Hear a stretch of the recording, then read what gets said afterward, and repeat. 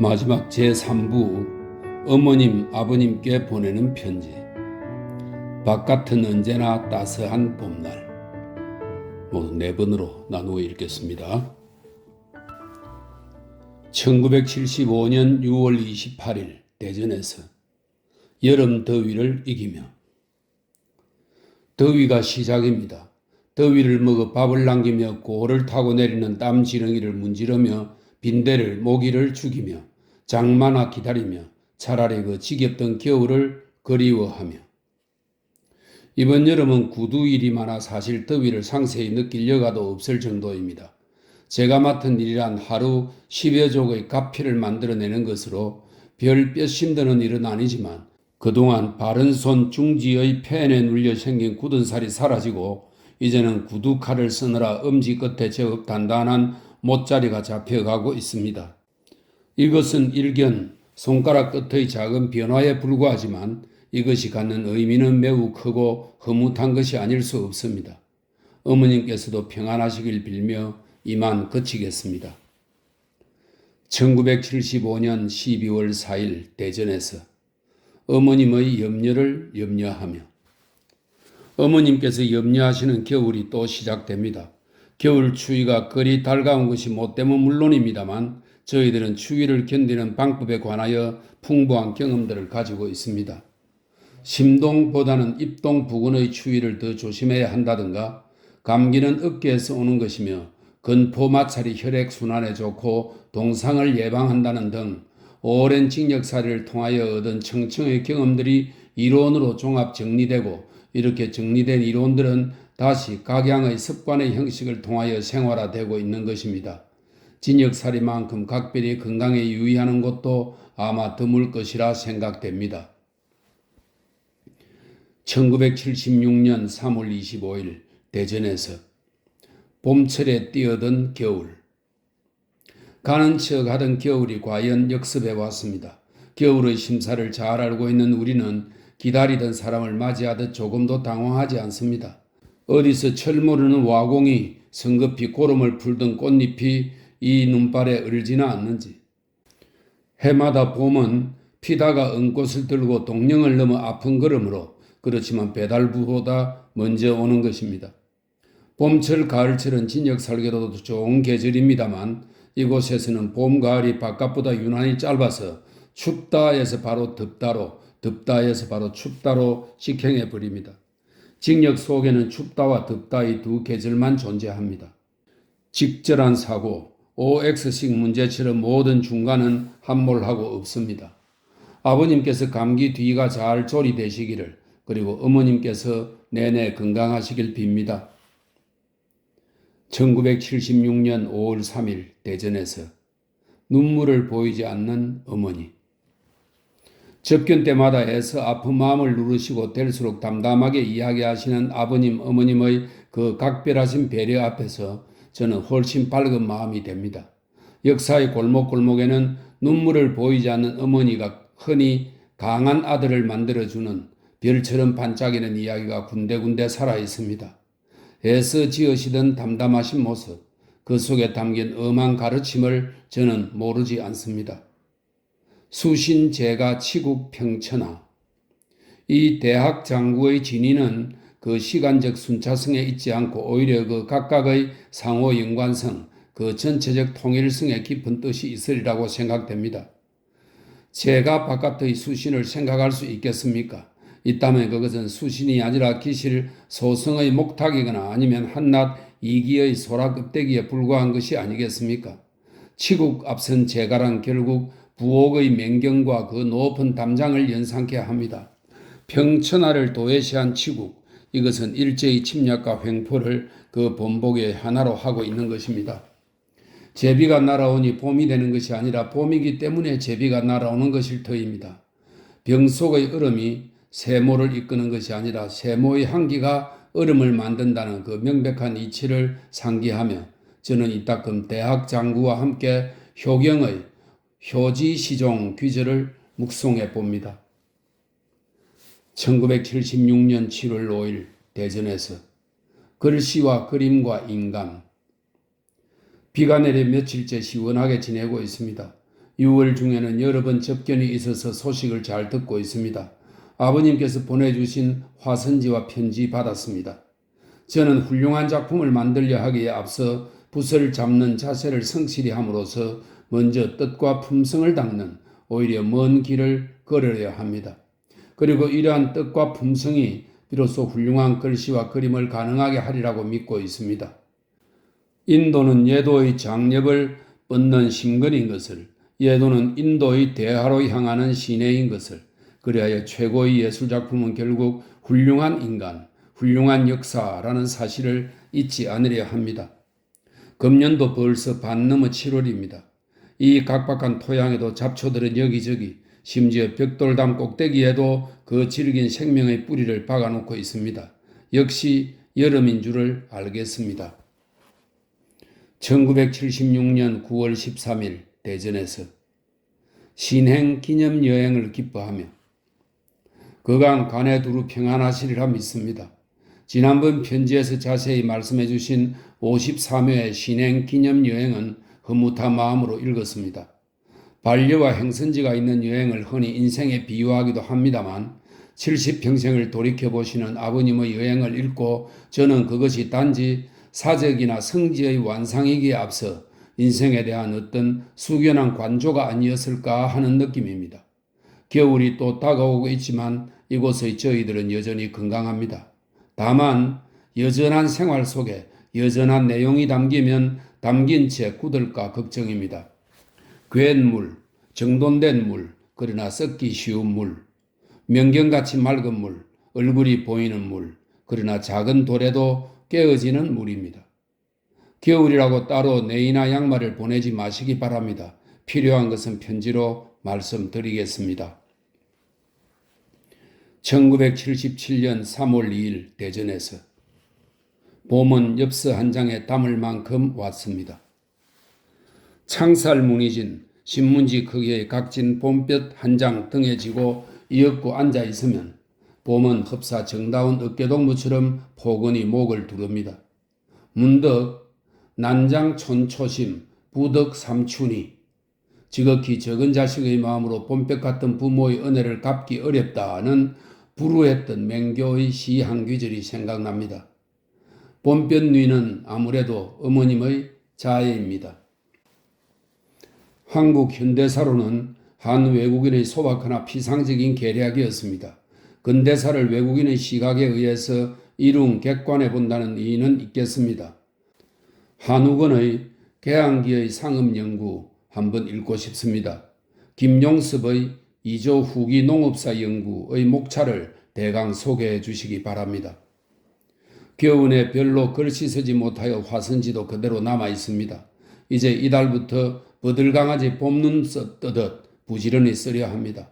3월이라지만 겨울은 아직도 어느 응달녘에 숨어있다가 되돌아와 한 차례 해코지를 한 다음 못내 내키지 않는 걸음으로 물러갈 것입니다. 작년이든가 개나리가 피다가 얼어버린 처근한 기억이 있습니다. 꽃이 얼다니 저희는 예년과 같이 아직도 겨울 내일을 벗지 않고 있습니다. 1977년 3월 24일 대전에서 봄은 창문 가득히 어머님을 비롯하여 간에 두루 춘환하시리라 믿습니다. 얼마 전 개항기 이후를 다룬 이선근 씨의 저서를 읽었습니다. 물론 연구 논문도 아니고 사실의 선택의 사관이 나열의 체계가 그리고 서술의 심도가 불비된 채 사담 같은 것이었습니다. 그러나 그 속에 풍부한 소재를 담고 있어서 당시의 상황을 박진하게 알도록 해줍니다. 역사에 있어서 소재는 평가에 앞서 충분히 섭렵되어야 한다는 점에서 매우 유익하였습니다. 개항기의 상업연구는 그 상업적 성격, 외생적 동인 및 식민지적 특질이 한국 자본주의 발달 과정에 어떠한 왜곡을 주는가를 이해하는 데 하나의 효과적인 접근이 되리라 생각합니다. 어제 오늘 흩뿌리는 우각에는 아직도 춘한이 서산하게 느껴집니다만 이내 줄기를 타고 올라 유록색 잎새로 빛날 생명 같은 것이 번뜩입니다. 아무튼 봄은 창문 가득만큼 다가왔습니다. 1977년 4월 15일 대전에서 당구가 풍우를 읊듯 제가 서도를 운이하다니 당구의 패풍을 짝입니다만 엽서위의 편언이고 보면 조리가 빈다고 허물이겠습니까? 일껏 붓을 가누어 조신에 끈 획이 그만 비뚤어져 버릴 때 저는 우선 그 부근의 다른 획의 위치나 모양을 바꾸어서 그 실패를 구하려 합니다. 이것은 물론 지우거나 개칠나지 못하기 때문이기도 하지만 실상 획의 성패란 획 그 자체에 있지 않고 획과 획의 관계 속에 있다고 이해하기 때문입니다. 하나의 획이 다른 획을 만나지 않고 어찌 제 혼자서 자아가 될 수 있겠습니까? 획도 흡사 사람과 같아서 돈족하지 못하는 반쪽인 듯 합니다. 마찬가지로 한 자가 잘못된 때는 그 다음 자 또는 그 다음 자로서 그 결함을 보상하려고 합니다. 또 한 행의 잘못은 다른 행의 배려로서 한 연의 실수는 다른 연의 구성으로서 감사하려 합니다. 그리하여 어쩌면 잘못과 실수의 누적으로 이루어진 실패와 보상과 결함과 사과와 노력들이 점철된 그러기에 더 애착이 가는 한 폭의 글을 얻게 됩니다. 이렇게 얻은 한 폭의 글은 획, 자, 행, 연들이 대소강약, 태세, 지속, 농담 등의 여러 가지 형태로 서로가 서로를 의지하고 양보하며 실수와 결함을 감싸주며 간신히 이룩한 성취입니다. 그중 한자 한 획이라도 그 생김이 그렇지 않았더라면 와르르 을개가 전부 무너질 뻔한 심지어 낙관까지도 전체 속에 융화되어 균형에 한몫 참여하고 있을 정도의 그 피가 통할 듯 농밀한 상호 연계와 통일 속에는 이었고 묵과 여백, 흙과 백이 이루는 대립과 조화, 그 대립과 조화, 그것의 통일이 창출해내는 더 높은 질이 가능할 것입니다. 이에 비하여 규격화된 자의 단순한 양적 집합이 우리에게 주는 느낌은 줄 것도 받을 것도 없는 남남끼리의 그저 냉랭한 군서일 뿐 거기 어디 악수하고 싶은 얼굴 하나 있겠습니까? 유리창 깨뜨린 잘못이 유리 한 장으로 보상될 수 있다는 생각은 사람의 수고가 인정이 배제된 일정액의 화폐로 대상될 수 있다는 생각만큼이나 쓸쓸한 것이 아니겠습니까? 획과 획 간에 자와 자 간에 붓을 세우듯이 저는 묵을 갈 적마다 인과 인 간의 그 뜨거운 연계 위에 서고자 합니다. 춥다가 아직 덥기 전의 4월도 한창 때 좋은 시절입니다. 다음 접견 때 책을 차하하도록 해주시기 바랍니다. 수속이 간단히 끝날 수 있도록 따로 포장해 두었습니다. 전에 구해 두셨다는 맹자 보내주셨으면 합니다. 이만 각필하겠습니다. 1977년 4월 27일 대전에서 실록을 바라보며 보내주신 서한과 맹자 그리고 한국 근대사 연구 잘 받았습니다. 어머님을 비롯하여 간에 두루 평안하실 줄 믿습니다. 저는 이달부터 행장급수가 2급으로 진급되어 서신과 접견이 매월 4회씩 허용됩니다. 자주 편지 드리겠습니다. 의병관계 문헌의 번역을 도운다면서 겨우 저의 한문 공부는 하고 있는 정도입니다만 의병 일기 속에는 많은 사람들과 그들의 생활이 서술되고 있어서 여태까지 추상적으로 이해해온 의병에 대한 그 관념성이 제거되고 마치 당시를 방문하여 그들을 만나고 온 듯한 현장성을 얻게 됩니다. 만약 그 역사 현상이 화석처럼 그 생명력이 고갈된 몇 조의 관념으로서 받아들여진다면 역사는 박제처럼 외형만 남겠다는 생각을 금할 수 없습니다. 맹자는 정독해 보려고 합니다. 논어보다 작문이라 물리를 틔우는 데는 더 낫다고 들었습니다. 저는 고전 해독에 우선 한자의 의휘가 달리기도 합니다만 자훈의 다기함에 더 애를 먹습니다. 물론 독해의 절대량이 많아지면 지금 느끼고 있는 애로들 중에 상당 부분이 해소될 수 있으리라고 믿습니다.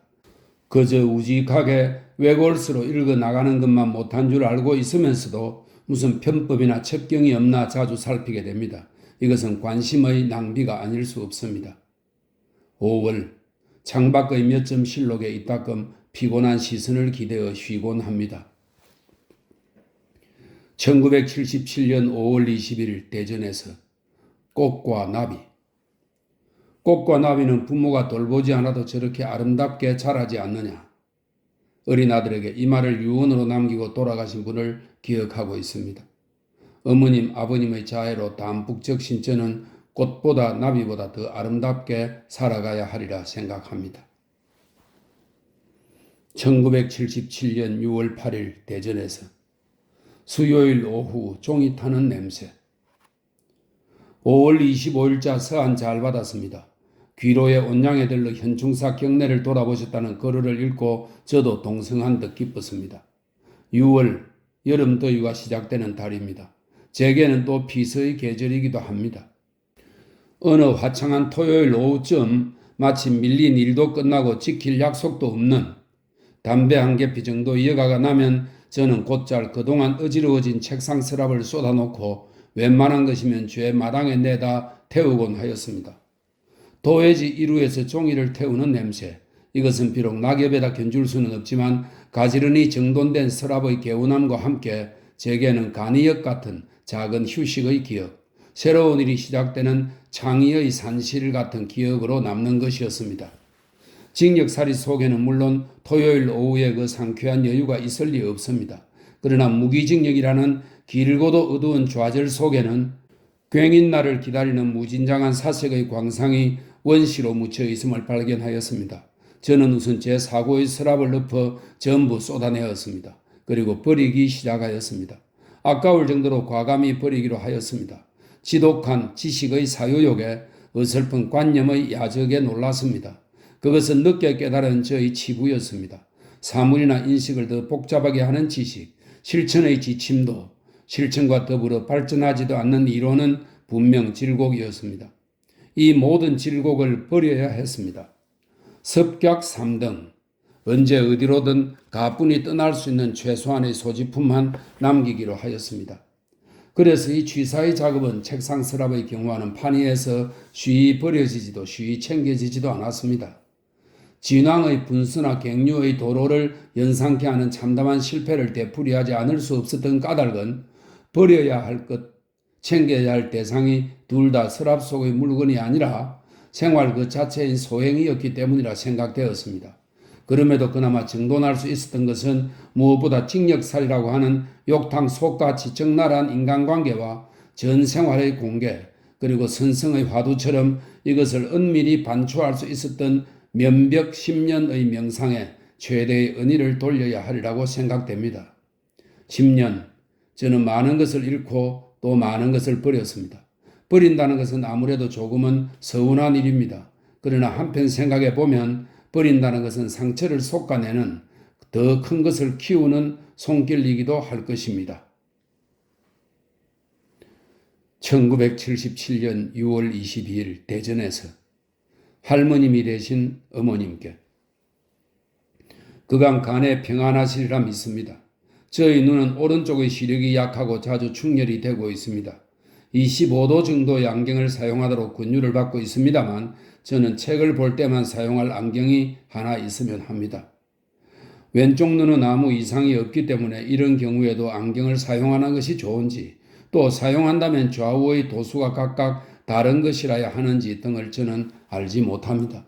어머님께서 알아보신 다음에 조처해 주시면 좋겠습니다.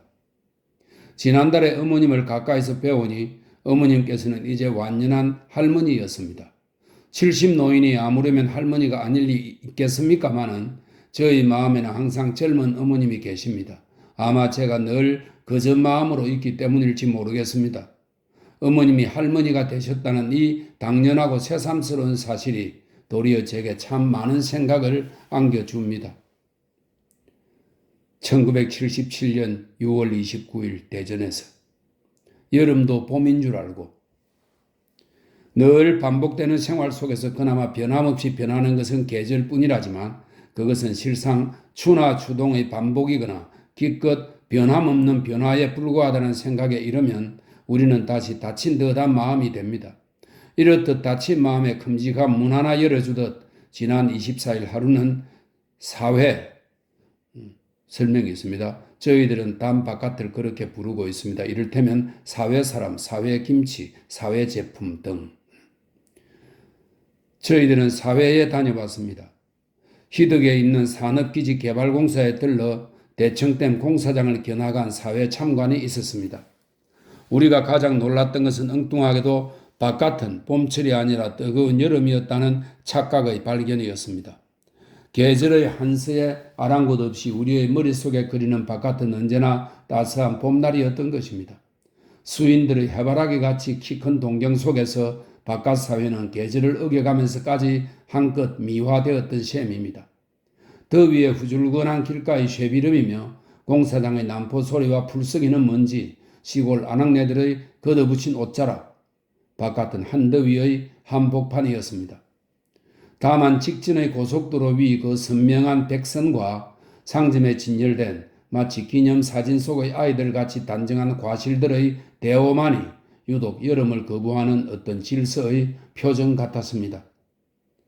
돌아와 소문을 들어올 때 우리는 잠시 거기 접견실 부근을 서성이는 가족들의 마음이 되었습니다.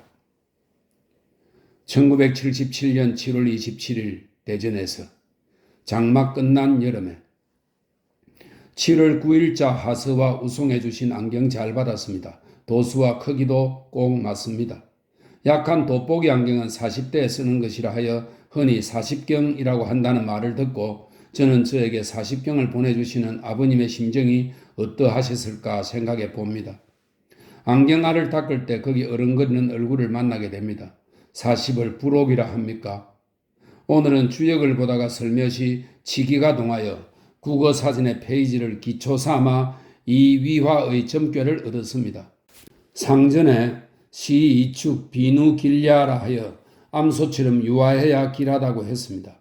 주역의 괴사 효사가 어느 것 하나 이연령 비연령 아닌 것이 있겠습니까만 동양사상을 서양의 그것과 굽을 구별케 하는 것 중의 하나가 바로 이 유를 강보다 선호하는 태도, 이를테면 우공이산과 같이 우매할 정도의 광원한 기량이 그런 게 아닐지 모르겠습니다. 저희들이 있는 거실 바로 창 바깥에 100여 분의 국화장이 있습니다.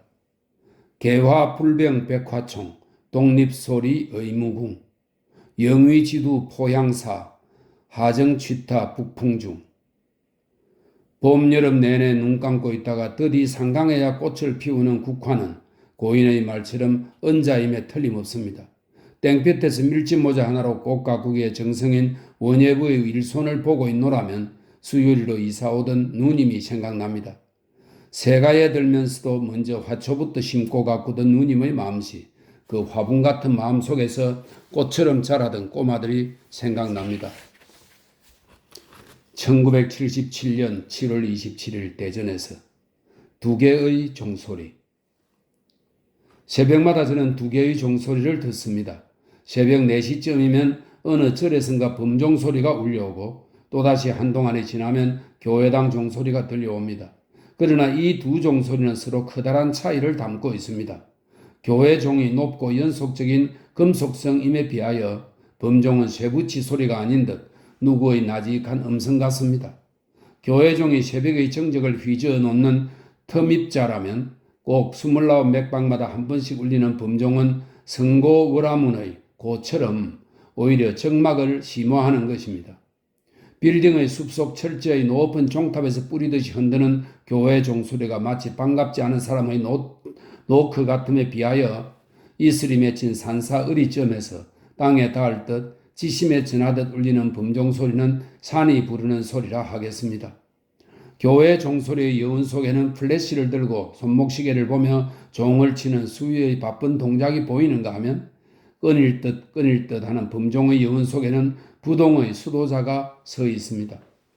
범종 소리에 이끌려 도달한 사색과 정밀이 교회 종소리로 유리처럼 깨어지고 나면 저는 주섬주섬 생각의 파편을 주운 다음 제3의 전혀 엉뚱한 소리, 기상나팔 소리가 깨울 때까지 내쳐 자버릴 때가 많습니다. 그러나 고달픈 수정들이 잠든 새벽녘 이 두 개의 종소리 사이에 누워 깊은 생각에 잠길 수 있다는 것은 작지만 하나의 기쁨이 아닐 수 없습니다. 저는 불제자도 기독도도 아닙니다. 이것은 제가 믿는다는 사고 형식에는 도시 서투르기 때문이라 생각됩니다. 제게도 사람을 믿는다거나 어떤 법칙을 믿는 등의 소위 믿는다는 사고 양식이 없는 것은 아니지만 그런 경우에 믿음은 어디까지나 그 삶의 인격이나 객관화된 경험에 대한 이해와 평가의 종합적 표현일 뿐 결코 이해에 기초하지 않는 믿음을 일방적으로 수용하는 태도와는 별개의 것이라 생각됩니다.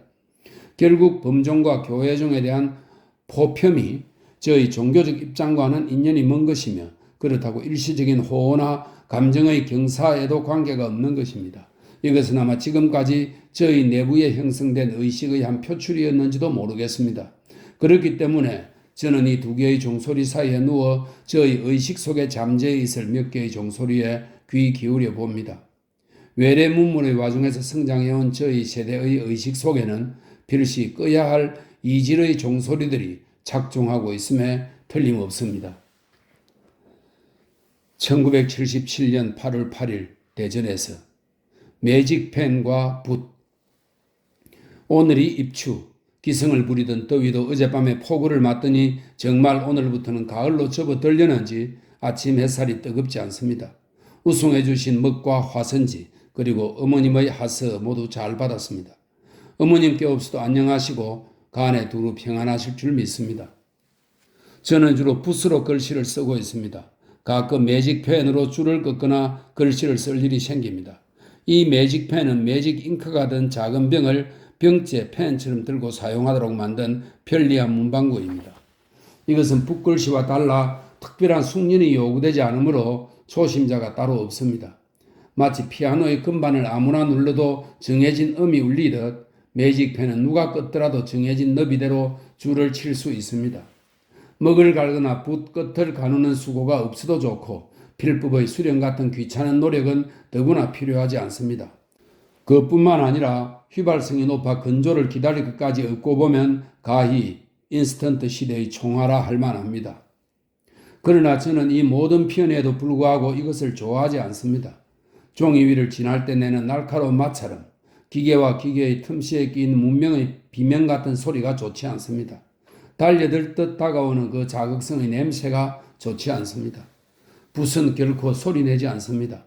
어머님의 약손같이 부드러운 감촉이 수줍은 듯 은근한 그 묵향이 묵의 깊이가 좋습니다.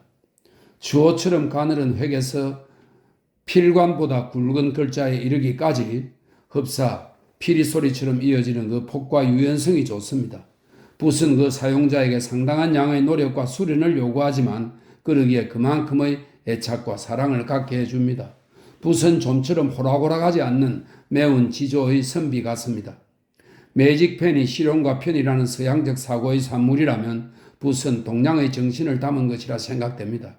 저희 벼룻집 속에는 이 둘이 공존하고 있습니다만 이것은 제가 소위 동도서기라는 절충의 논리를 수긍하는 뜻이 아닙니다. 절충이나 종합은 흔히 은폐와 호도의 다른 이름일 뿐 역사의 특정한 시점에서는 그 사회, 그 시대가 당면하고 있는 객관적 제조건에 비추어 비록 상당한 진리를 내포하고 있는 주장이라 하더라도 그 경중, 선후를 준별하고 하나를 다른 하나에 종속시키는 실천적 타당성이 도리어 시중의 진위이며 중용의 본도라고 생각됩니다. 저는 역시 붓을 선호하는 쪽입니다. 주로 도시에서 교육을 받아온 저에게 있어서 붓은 단순한 취미나 여기라는 공연한 사치로 이해될 수는 없는 것입니다. 1977년 9월 1일 대전에서 비오는 9월에 우송해 주신 책과 돈 잘 받았습니다. 동봉하셨으리라고 여겨지는 하선은 오늘쯤 서신검열이 끝나는 대로 받게 될 듯합니다. 그간 어머님을 비롯하여 간에 모두 평안하실 줄 믿습니다. 저도 몸성이 잘 있습니다. 개수씨가 매월 잊지 않고 송금해주고 있어서 약도 사고 책도 몇 권 구입하여 저는 비교적 넉넉히 생활하고 있습니다. 이번에 보내주신 책 3권은 전번에 우송해주신 근대 경제사 관계의 책과 마찬가지로 주로 2조 후기 사회에 관한 논문들로서 그간 제가 접해온 의병관계 자료들에 대하여 일정한 사회 경제적 토대를 제공해 주리라고 생각합니다. 어느 특정기에 관한 지속적인 관심과 개통적인 독서는 물론 정강이 위에 책 한 권 달랑 얹어놓고 따르르 읽어내리는 그리고 시루에 물 빠지듯 쉬이 잊어버리는 직력 속의 현실과는 아예 인연이 먼 이야기지만 대부분의 독서가 실족하기 쉬운 그 파편성, 현학성을 제거해 준다는 점 하나만으로도 매우 유익한 것이라고 생각됩니다. 최근 이조 후기 사회에 대한 부쩍 높아진 사학계의 관심은 이조 후기가 이조 초기의 군강, 개창의 시기나 중기의 신강, 당쟁의 시기와는 달리 민중이 무대복판으로 성큼 걸어 나오는 이른바 민강, 밀란의 시기로서 종래의 왕조사를 지향하고 민중사를 정립하려는 이들에게 이 시기는 대문 같은 뜻을 갖기 때문이 아닐지 모르겠습니다. 토지의 평사리 농민들, 제인마을의 길산, 들불의 여삼 등 이 시대를 살던 민중들의 얼굴을 찾아내리는 일련의 작가적 노력들이 경주되기도 하는 듯합니다. 작가 자신의 역량과 역사인식의 차이가 반영된 각각 다른 표정의 얼굴들이 제시되고 있으면 오히려 당연한 귀결이라 할 수 있겠습니다. 더욱이 이 시대의 연장선상 멀지 않는 곳에 가혹한 식민지 시대를 앞두고 있었던 우리의 역사를 안다면 민중의 표정이 결코 여일할 수 없음도 무리가 아니라 하겠습니다. 1977년 9월 7일 대전에서 짧은 1년 긴 하루. 제가 편지를 올린 바로 그날 아버님의 하서 2통을 함께 받았습니다. 아버님의 태백산 등반기를 잃고 저희들은 아버님의 등산 실력에 경탄을 금치 못하였습니다. 해발 1546m의 만경봉을 4시간의 야간 등반으로 오르셨다니 놀라지 않을 수 없습니다. 젊은이들의 번뜩이는 젊음과 더불어 태백의 줄령에 올라 동해의 일출을 굽어보시는 아버님의 정정하신 기력과 젊음이 일출인 듯 선연합니다. 이곳의 저희들은 호연한 등반과는 대조적으로 열리지 않는 방형의 작은 공간 속에서 내밀한 사색과 성찰의 깊은 계곡에 침좌하고 있는 투입니다. 1년은 짧고 하루는 긴 생활. 그렇게 힘들게 살아온 나날도 돌이켜보면 몇 년 전이 바로 엊그제같이 허전할 뿐 무엇 하나 담긴 것이 없는 생활.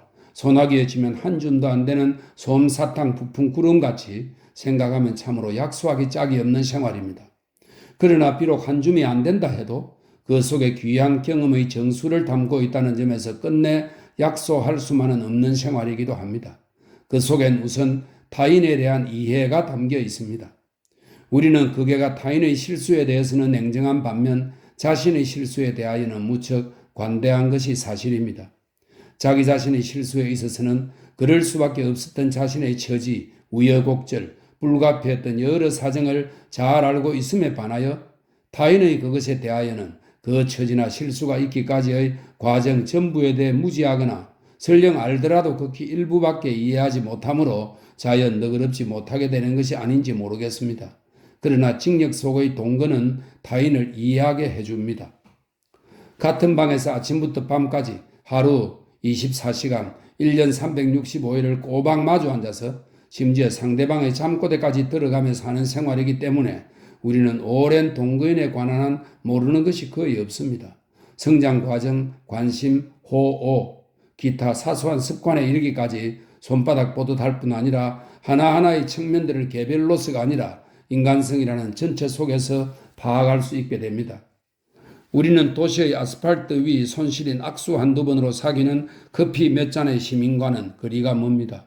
우리는 오랜 시간과 노력으로 모든 것을 열어놓은 자기 속으로 타인을 받아들이고 모든 것이 열려있는 타인의 내부로 들어갈 수 있습니다. 타인을 자신만큼 알기에 이릅니다.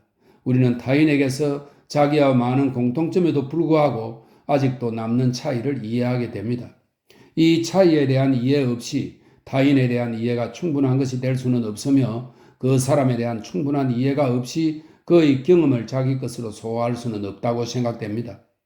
저희들은 이 실패자들의 군서지에서 수많은 타인을 만나고 그들의 수많은 역사를 이해할 수 있는 귀중한 가능성 속에 몸담고 있음을 깨닫게 됩니다.